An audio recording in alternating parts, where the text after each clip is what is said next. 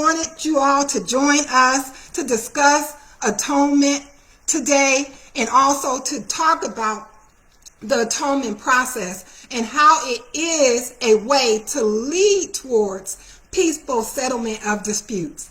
And so with that, what does it mean to atone? The Honorable Minister Louis Farrakhan, in his lecture on that divine day, and I'm going to read his words because I'm not making anything up for myself, he explained that atonement means satisfaction, reparations for a wrong or injury.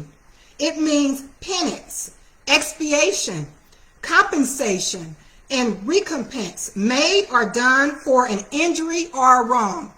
So atonement means we must be willing to do something in expiations of our sins. It means that we must be willing to do something in terms of the process of atonement. And so there are 8 steps.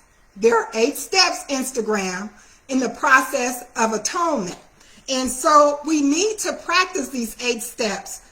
In the 8 steps you see behind me, and I do believe that I can boldly say that we are the only atonement resolution center in the world.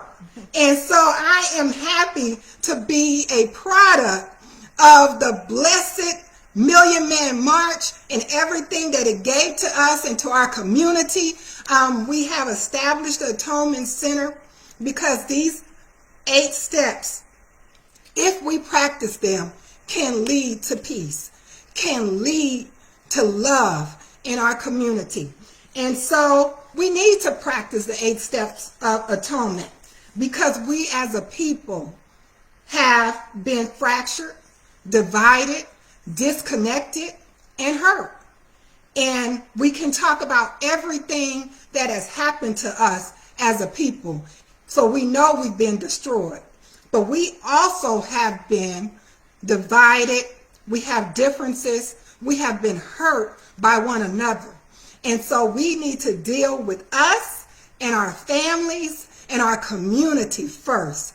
And so wanted to have this discussion so we can understand that it is a process that can lead to peaceful reconciliation between parties. It is a way and a method to get us back to perfect union with one another. On that divinely inspired day, the Honorable Minister Louis Farrakhan also stated, our first motion then must be towards the God who created the law of evolution, of being, of our being, and if our motion toward him is right and proper, then our motion toward a perfect union with each other and with the government and with the peoples of the world will be perfected.